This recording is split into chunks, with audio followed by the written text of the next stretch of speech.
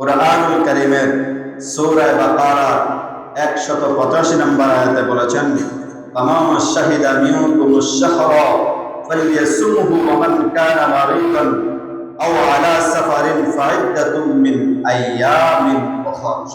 সুবহানাল্লাহ।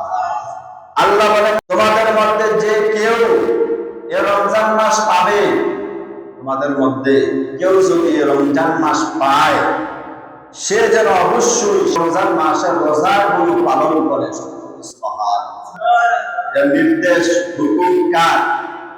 কথা কয় না, হুকুমটা কার? আল্লাহ। রোজা রাখতে হবে। এরপর আল্লাহ সুবহানাহু ওয়া তাআলা বললেন, আর বান্দা, তুমি যদি রোগী হও, অসুস্থ হও, অথবা বান্দা তুমি যদি সফরের মধ্যে থাকো, যতদিন অসুস্থ থাকবা, যতদিন সফরের মধ্যে থাকবা, ওই সময়ের রোজাগুলো তুমি সাময়িকের জন্য না রেখে তুমি পরবর্তীতে রাখবা। সুবহানাল্লাহ। কয় শ্রেণী পাইলাম?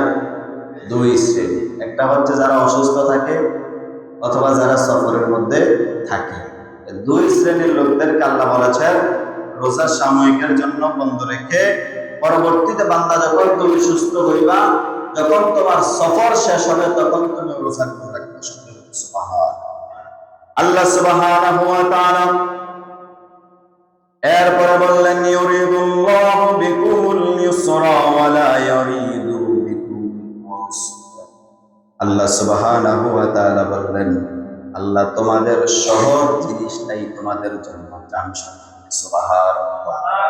বান্দাদের জন্য যে জিনিসটা সবচাইতে বেশি সহজ হবে, বান্দা যে জিনিসটা পালন করতে পারবে, বান্দা যে জিনিসটা আদায় করতে পারবে, আল্লাহ বান্দাকে ওই রকম কাজ করার নির্দেশ দিয়েছেন। ঠিক না? আমরা আমাদেরকে আল্লাহ সুবহানাহু ওয়া তাআলা দৈনিক 5 ওয়াক্ত নামাজ ফরজ করেছেন। আল্লাহ বলেছেন, বান্দা তুমি জামাতের সেই নামাজগুলো আদায় করো। আল্লাহ ইচ্ছা করলে বলতে পারতো, বান্দা আমি তোমাদের উপরে যেতে 5 ওয়াক্ত নামাজকে ফরজ করেছি। ও বান্দা, এই 5 ওয়াক্ত নামাজ তোমার বাইতুল্লাহ শরীফে যাইয়া পড়তে হবে। সম্ভব হতো? জীবনে একবার সম্ভব হইতো? অধিকাংশ মানুষের পক্ষে সম্ভব হইতো না। আল্লাহ যদি বলতো, বান্দা এই 5 ওয়াক্ত নামাজ তুমি দেশের মধ্যে যেটা জাতীয় মসজিদ, এই জাতীয় মসজিদের মধ্যে পড়বা, সম্ভব হতো না।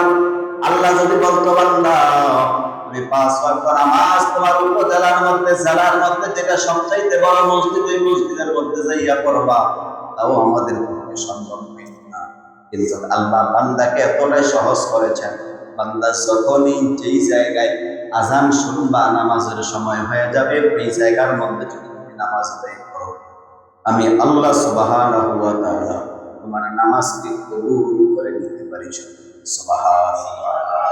আল্লাহ যদি ইচ্ছা করতো, বান্দা তুমি একটানা 1 মাস পর্যন্ত রোজা রাখবা, মাঝে আর কোনো কিছু খাইতে পারবা না, সম্ভব হইতো? এই কথা বলা সম্ভব হইতো?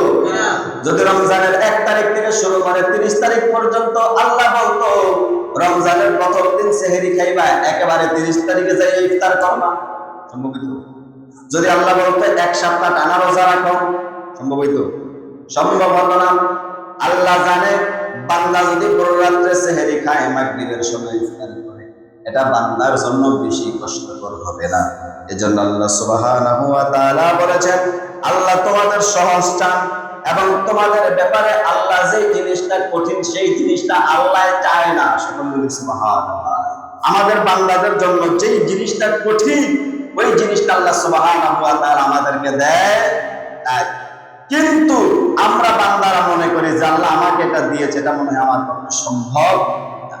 আল্লাহ যদি বলতে, বান্দা শুরু থেকে দলিল বুঝি না, গরিব বুঝি না, প্রত্যেকের উপরে কুরবানি করা ওয়াজিব, সম্ভব হইতো? হ্যাঁ, যে বেটা রিক্সা চালায়, তার রিক্সা বেচা, বাড়িঘর সব বেচা কুরবানি দেওয়া লাগবে। আল্লাহ কইছে, হয় নাই যে সব পরিমাণ অর্থ সম্পদের মালিক, কুরবানির যে মাসালা আছে, ওই জায়গায় যতটুকু অর্থ সম্পদের মালিক হলে কুরবানি দেওয়া যায়, আল্লাহ ওই ব্যবস্থা করেছেন, সবার জন্য করে